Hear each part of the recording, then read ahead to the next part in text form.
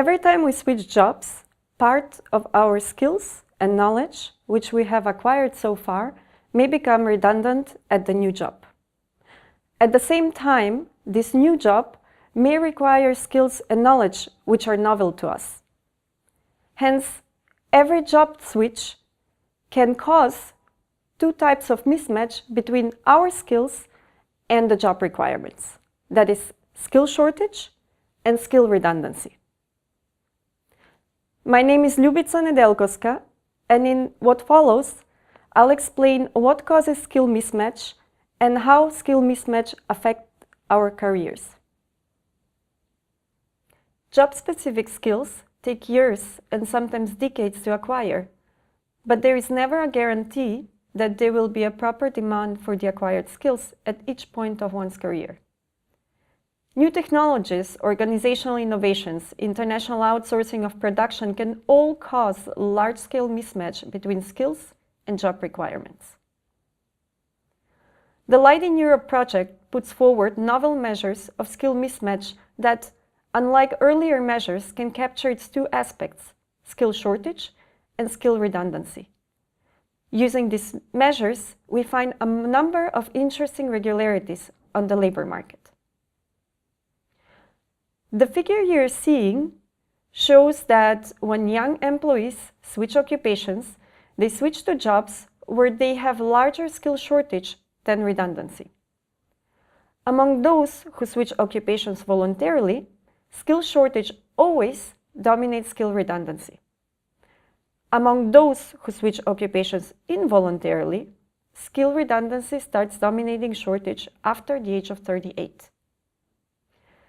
This pattern suggests that skill redundancy at the new job is not desirable, but skill shortage is.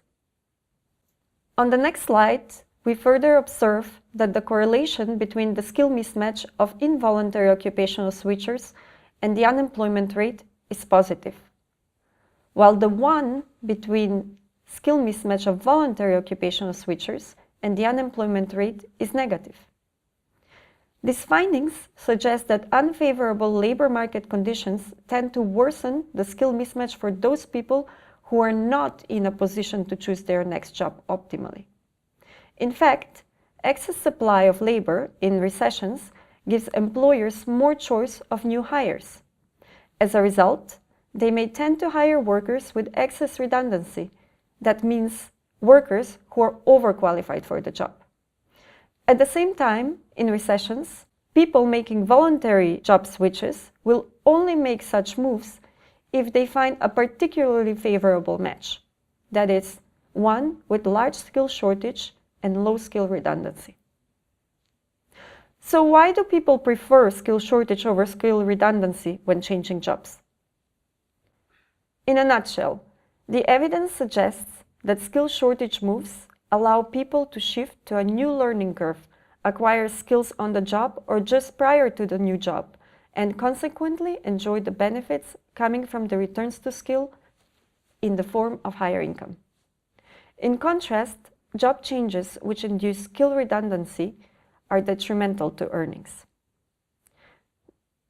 This is what the figure you're seeing suggests. The axis of this figure shows the years relative to an event, in our case, a particular job loss, which is exogenous to the worker's productivity at the job. The ordinate shows the losses in real daily wages in 2005 euros of groups which underwent such job losses, relative to their statistical twins which did not experience exogenous job losses. The first group, showed by the solid red line, switched to jobs where skill shortage is dominant after the loss of the first job. The second group now, here showed with the red dashed line, switched to jobs where skill redundancy is dominant. The divergence of the two lines between years 1 and 15 show the gap in the daily earnings losses that these two groups experience.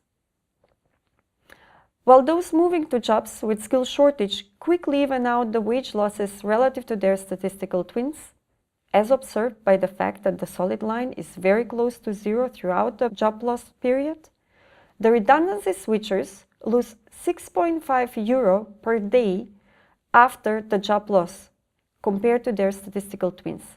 This is 8.3% of their daily wages before they lost their first job. So, to conclude, moving to jobs which require more skills than we currently can offer creates scope for learning and hence future wage progression. Moving to jobs where a significant share of the previously acquired human capital is rendered redundant results in lower returns to acquired skills and hence lower pay. For more details on the subject, read our policy brief, Skill Mismatch Affects Lifelong Earnings, which you can download on the Light in Europe website.